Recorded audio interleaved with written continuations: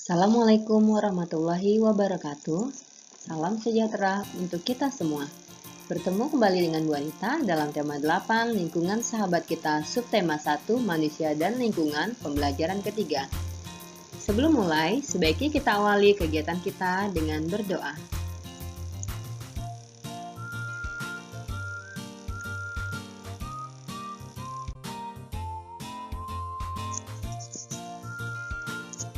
Ada beragam budaya di Indonesia. Keragaman budaya terjadi di antaranya karena masyarakat menyesuaikan dengan lingkungan sekitar. Ada sebuah daerah yang memiliki keunikan budaya berupa rumah betang. Di daerah manakah itu? Ayo kita cari tahu. Rumah Betang Uluk Palin. Rumah betang atau rumah panjang Uluk Palin terletak di Kapuas Hulu, Kalimantan Barat. Rumah betang ini berukuran panjang 268 meter, tinggi 5-6 meter, dan memiliki 53 bilik rumah. Menurut data pada tahun 2007, rumah betang Uluk Palin dihuni lebih dari 500 jiwa yang terdiri atas sekitar 130 kepala keluarga. Tidak diketahui persis pada tahun berapa rumah betang ini pertama kali dibangun. Namun, diperkirakan rumah ini pertama kali didirikan oleh komunitas Tamambaloh Apalin pada tahun 1800-an. Kemudian, rumah betang ini pernah diperbaiki pada 1940-an karena kebakaran. Rumah betang ini juga telah 3 kali berpindah lokasi karena menyesuaikan dengan perubahan alur Sungai Uluk dan Sungai Nyabau akibat erosi. Dalam tradisi Dayak, rumah betang dan hutan adalah pusat sekaligus bagian terpenting semesta kehidupan. Seperti kita mengucapkan kata kampung, pulang, rumah betanglah yang diingat oleh masyarakat Dayak. Bagi mereka, rumah betang juga merupakan pemersatu. Di sanalah mereka berkerabat dan bertradisi. Di rumah betanglah tradisi Dayak terpelihara. Rumah betang adalah kekayaan budaya Indonesia. Namun, pada Sabtu 13 September 2014 malam, rumah betang Uluk Palin terbakar. Tidak ada yang tersisa dari rumah betang yang terpanjang dan tertua di seantero Kalimantan itu. Masyarakat bersedih karena kehilangan tempat tinggal. Lebih dari itu, masyarakat Kalimantan bersedih karena rumah betang Uluk Palin merupakan cagar budaya yang sangat penting. Nah, setelah kita membaca wacana tersebut, mari kita jawab pertanyaan di bawah ini. Di manakah letak rumah betang Uluk Palin? Rumah betang Uluk Palin terletak di Kapuas Hulu, Kalimantan Barat. Rumah adat suku bangsa manakah itu? Rumah betang merupakan rumah adat suku bangsa Dayak. Berapakah ukuran rumah betang Uluk Palin? Berdasarkan teks, rumah betang Uluk Palin berukuran panjang 268 meter dan tinggi 5-6 meter. Berapa penghuni rumah betang Uluk Palin? Menurut data pada tahun 2007, rumah betang Uluk Palin dihuni lebih dari 500 jiwa yang terdiri atas sekitar 130 kepala keluarga. Apa arti penting rumah betang Uluk Palin bagi masyarakat Dayak? Bagi masyarakat Dayak, rumah betang Uluk Palin merupakan bagian terpenting dari kehidupan dan tempat mereka pulang. Apa yang kemudian terjadi pada rumah betang Uluk Palin? Rumah betang Uluk Palin tertimpa musibah kebakaran pada tanggal 13 September 2014 dan tak ada yang tersisa akibat kebakaran itu. Rumah adat merupakan salah satu keragaman budaya di Indonesia. Adakah keragaman lain dalam budaya Indonesia? Ayo, mari kita baca teks berikut ini. Keragaman budaya bangsa di wilayah Indonesia. Kekayaan budaya Indonesia karena berbagai suku bangsa yang ada.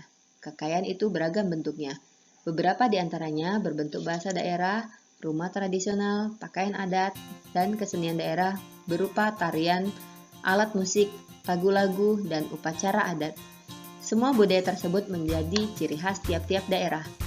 Berikut contoh budaya daerah di Indonesia. 1. Bahasa daerah. Setiap suku bangsa dalam berkomunikasi menggunakan bahasa daerah setempat. Dengan demikian, keragaman suku menghasilkan bahasa yang beragam. Perhatikan contoh keragaman kata akibat keberagaman bahasa daerah berikut. Bahasa Indonesia, saya. Bahasa Jawa, aku, kulo. Bahasa Sunda, abdi. Bahasa Batak, ahu. Bahasa Papua, sa. Bahasa Indonesia, rumah. Bahasa Jawa, omah. Bahasa Sunda, imah. Bahasa Batak, baas. Bahasa Papua, rumah. Keragaman bahasa daerah tidak menimbulkan masalah antar suku bangsa. Hal ini karena dalam komunikasi antar suku bangsa digunakan bahasa Indonesia yang telah mampu mempersatukan perbedaan bahasa daerah. Kedua, rumah adat. Hampir setiap suku bangsa mempunyai bentuk rumah sebagai tempat tinggalnya yang berbeda-beda. Bangunan rumah setiap suku bangsa disesuaikan dengan kondisi alam. Nama rumah adat setiap daerah pun berbeda. Berikut nama beberapa rumah adat dari beberapa daerah di Indonesia. 1. Rumah adat Ramoh Aceh, Rumah Krong Bade dari daerah Aceh. 2. Rumah Gadang dari daerah Sumatera Barat. Ketiga, Rumah Melayu atap Limas Potong dari Kepulauan Riau. Selanjutnya, Rumah Kasapuhan dari daerah Jawa Barat. Yang kelima, Rumah Joglo dari daerah Jawa Tengah, Daerah Istimewa Yogyakarta, dan Jawa Timur. Selanjutnya, Rumah Honai dari daerah Papua. Yang ketiga, pakaian adat. Pakaian adat tradisional Indonesia merupakan salah satu kekayaan budaya yang dimiliki negara Indonesia. Banyaknya suku-suku dan provinsi yang ada di wilayah negara Indonesia, maka banyak pula baju adat yang dimiliki oleh setiap suku di seluruh provinsi Indonesia. Pakaian adat di Indonesia memiliki ciri-ciri khusus dalam pembuatan atau dalam mengenakan pakaian adat tersebut. Berikut beberapa pakaian adat dari beberapa daerah di Indonesia. Pakaian adat Bundo Kanduang dari daerah Sumatera Barat. Pakaian adat Teluk Belangah dari daerah Kepulauan Riau. Pakaian adat Kebaya dari daerah Jawa Barat. Pakaian adat Kulfali atau Donggala dari daerah Sulawesi Utara. Pakaian adat Baju Bodo dari Sulawesi Selatan. Pakaian adat Baju Cele dari daerah Maluku. Selanjutnya adalah kesenian daerah. Kesenian daerah di wilayah Indonesia sangat beragam. Setiap suku bangsa memiliki kesenian khas terdiri atas tari-tarian dan lagu daerah. Berikut beberapa tari dari beberapa daerah di Indonesia. Kesenian adat tari sedati, tari saman, mau sekat dari daerah Aceh, tari piring, tari payung dari Sumatera Barat, tari joget lambak dari Kepulauan Riau, tari jaipong, tari topeng kuncaran, tari merak dari Jawa Barat, tari remong, tari reok Ponorogo, tari padang wulan dari Jawa Timur, tari legong, tari kecak, tari pendet dari Bali, tari selamat datang, tari musyo dari Papua.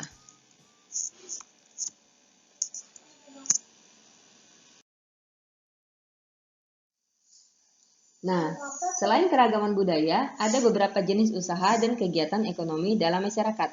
Apa sajakah itu? Mari kita baca jenis usaha dengan mengolah sumber daya alam. Untuk memenuhi kebutuhan hidup masyarakat melakukan berbagai usaha. Berbagai kegiatan dan jenis usaha yang dilakukan menghasilkan barang dan jasa. Salah satu jenis usaha di masyarakat yaitu mengolah sumber daya alam dari lingkungan. Kita mengenal berbagai bentuk kegiatan manusia dalam mengolah sumber daya alam untuk mencukupi kebutuhan hidup. Jenis usaha bidang produksi yang bergerak dalam pengolahan sumber daya alam atau hewan dan tumbuhan disebut usaha agraris.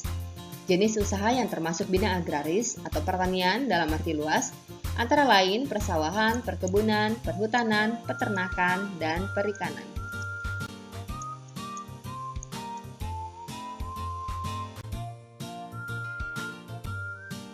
Umumnya, usaha persawahan dan perkebunan dilakukan di daerah pedesaan karena tanahnya masih luas.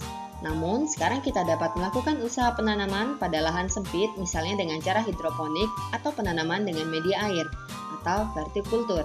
Cara bercocok tanam dengan menempatkan media tanam dalam wadah yang disusun secara vertikal.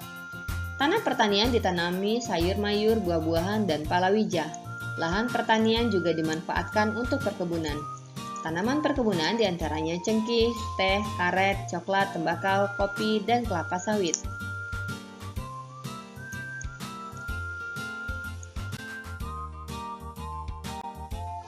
Usaha di bidang peternakan membutuhkan lahan yang luas. Hewan-hewan yang diternakan antara lain sapi, kambing, domba, itik, dan ayam. Selain itu, ada juga peternakan ulat sutra. Kepompong ulat sutra dapat menghasilkan serat bahan baku kain sutra. Kegiatan pertanian lainnya adalah perikanan. Usaha di bidang perikanan dapat dilakukan di daerah pantai atau bendungan atau waduk. Akan tetapi, ada juga usaha perikanan yang memanfaatkan kolam-kolam di lahan persawahan. Ada pula jenis usaha lain yang memanfaatkan secara langsung sumber daya alam. Jenis usaha ini disebut bidang usaha ekstraktif. Dalam usaha ekstraktif, kita hanya mengambil sumber daya alam tanpa harus mengolahnya terlebih dahulu. Bidang usaha ekstraktif yaitu berburu, pertambangan, dan penebangan hutan. Baik, demikian materi pada hari ini. Terima kasih telah menonton. Sampai ketemu kembali di pembelajaran berikutnya. Sampai jumpa.